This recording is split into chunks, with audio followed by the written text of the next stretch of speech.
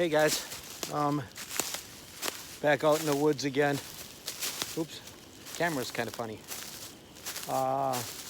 In the last minute stages, I'm doing a last minute rush cleanup. I don't want to bore you guys again with another me cutting wood video. So I've got most of the wood cut, and I've got a big pile of burnable stuff. So we're kind of hustling to beat the daylight here, or the sunset, I should say. I'm looking for birch. I need a quick fire starter. Okay, here we are. This is gonna seem kind of basic to a lot of you, but I like keeping my videos basic in case if we have any new subscribers and people aren't outdoors people. You know, I'm just gonna keep it simple. And for those of you that are avid outdoorsmen, please just bear with me on this one. So obviously this is a birch tree. You can tell by the white bark that's on it. This stuff doesn't matter if it's wet or if it's dry. It holds very flammable oils in it, and it just lights up like crazy. So I'm gonna go ahead on this tree and rob a bunch of this. I'll get a small handful to get it started, and I see another layer of birch that's actually laying on the ground. I'm gonna go grab that, and I'll meet up with you at the fire. All right, as you can see, I got a little bit of stuff together. First thing that we're gonna be worried about is all the leaves that are in the area. So obviously we're gonna punch most of those leaves out. Those leaves are real wet underneath, so I'm not too worried about any fire spreading anywhere because it's rained the last 3 days. So, all right, I'm gonna put a base down first.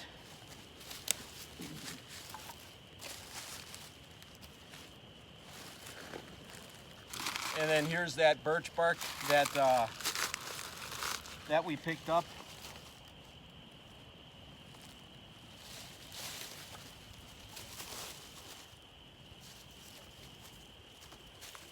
I've got just a handful of twigs here. For a cooking fire, you don't need to have a real big bonfire. The best cooking fire is just a smaller fire. So that's what we're gonna start with, is just a small fire. And we'll light this baby up and get cooking. Oh, we got a trespasser coming down the driveway, but they're turning around, so we won't worry about it.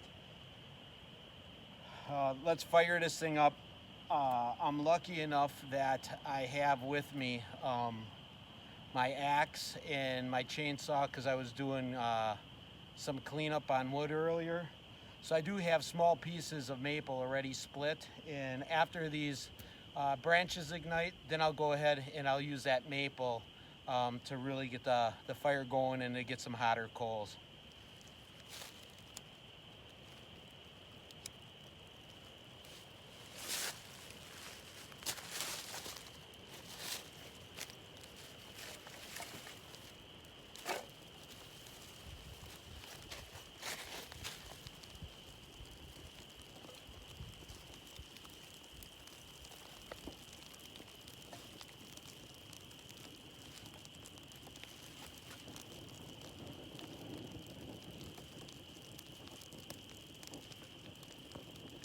You can see how hot that birch is. When it takes off, it just takes off.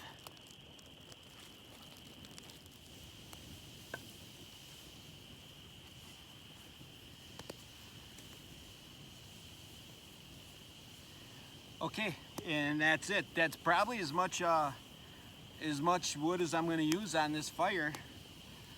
You don't need much to cook off of. I'll let this go ahead and burn down a little bit. Once we get some coals, we can throw the grill on it and get some meat cooking.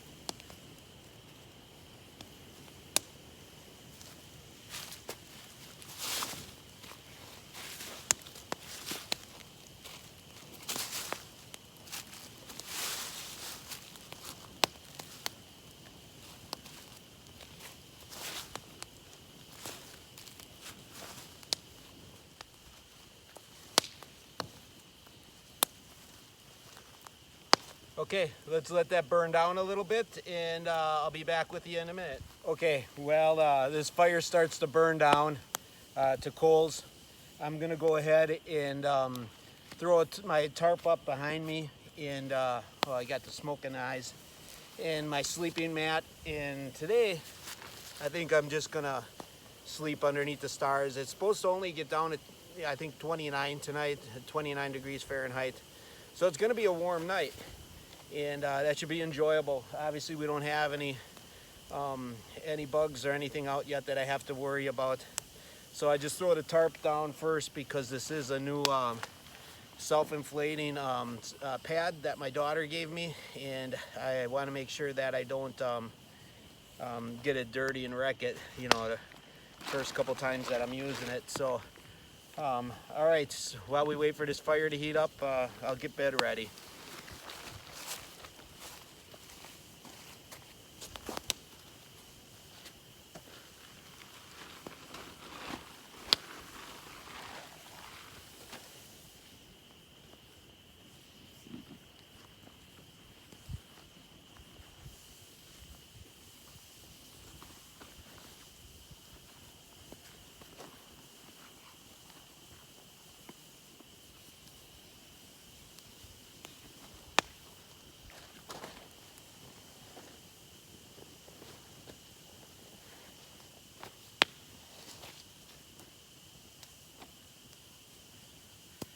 Okay, the car's still in, or the sleeping bag's still in the car, so we'll let that thing inflate. In the meanwhile, let's get cooking.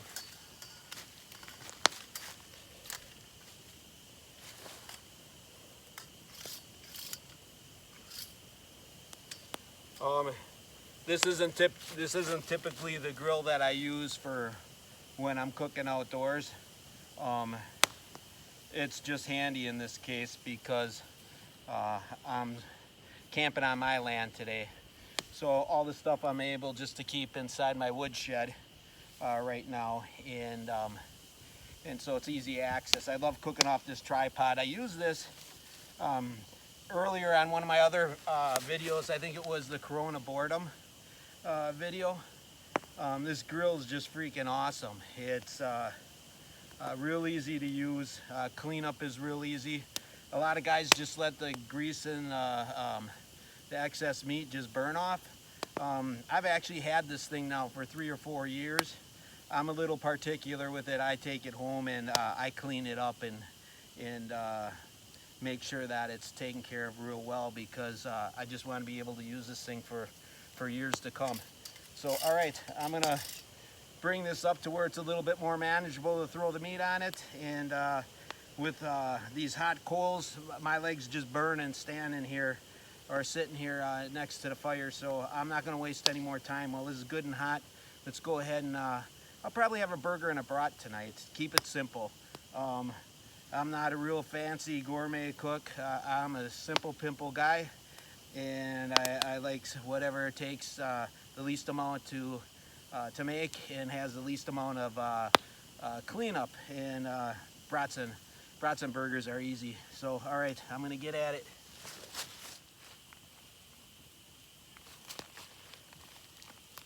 The reason I'm in a little bit of a rush too is I want to get out on the lake and try to fish walleyes yet tonight.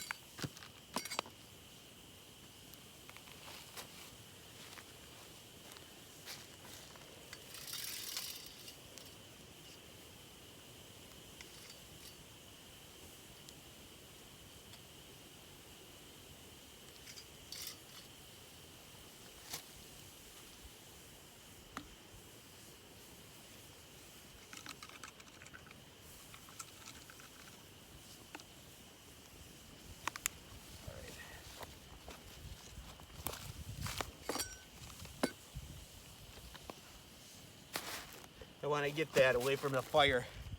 It's so hot. I can barely stand it. And there's the smoke again in the face.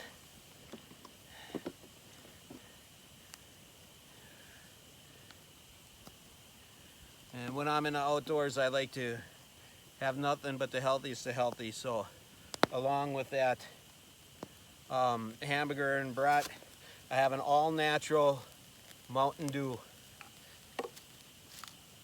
straight from the mountains.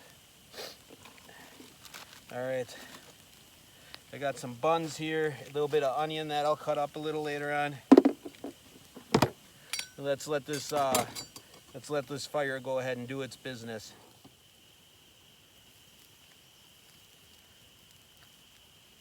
I'm gonna put some of those onions right on the grate, and the rest of them I think I'm just going to take raw.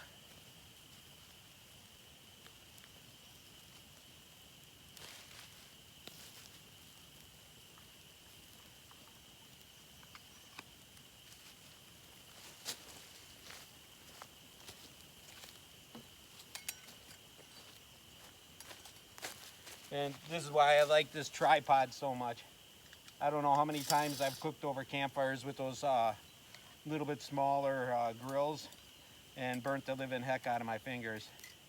This tripod seems to be a little bit more friendly, and I don't have to worry about my fingers getting trashed.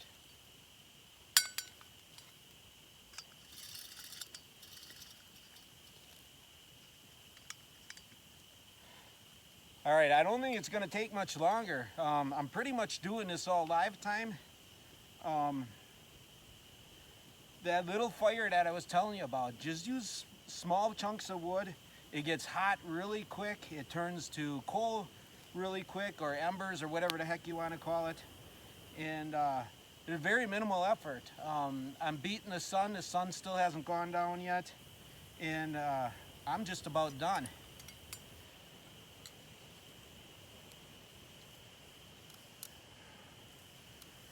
All right, any bets on whether this onion falls in the fire?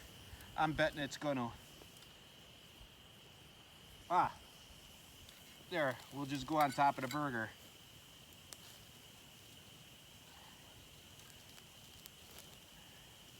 Problem solved. Now it won't go in the fire. The other onions I'll use for the brat. I can see already the edges of the hamburger starting to turn that kind of golden brown, or actually kind of reddish color. So that's telling me that this hamburger is already done. Okay, folks. My wife seems to think that I should show you.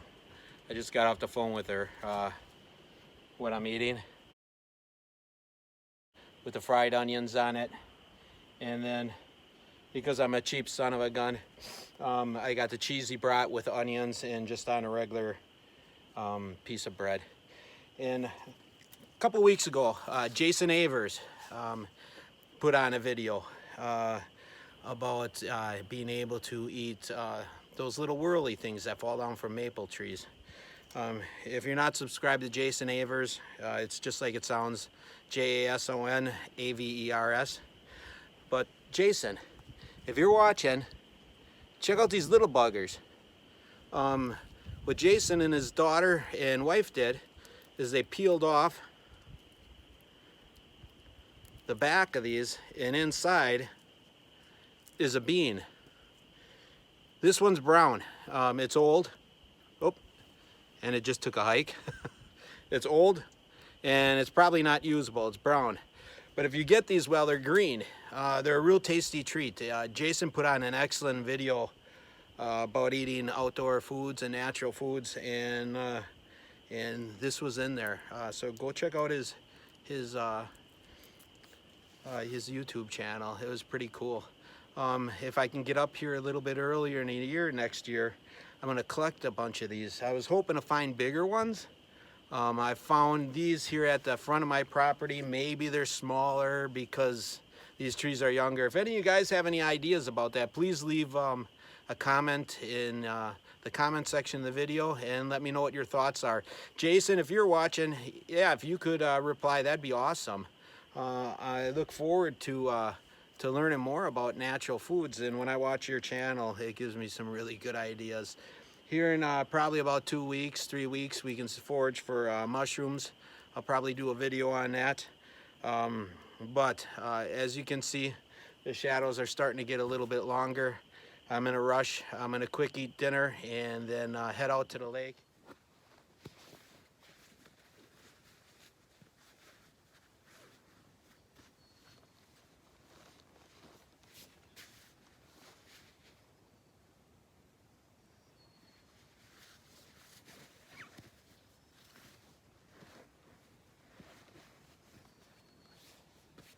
All right. Oh, hey guys. Had a really cool night last night. I'm just cleaning up my bedroll and getting ready to hit the road. I got to get back home and edit up some videos. All right, I'm gonna finish cleaning up some stuff here, make a little breakfast, and then I'm gonna hit the road. Thanks for joining me on Carl's Off the Grid. I appreciate your support. If you haven't subscribed yet, I'd like to challenge you to subscribe. It doesn't cost you anything. It's free of charge. You just hit that little subscribe box underneath the video.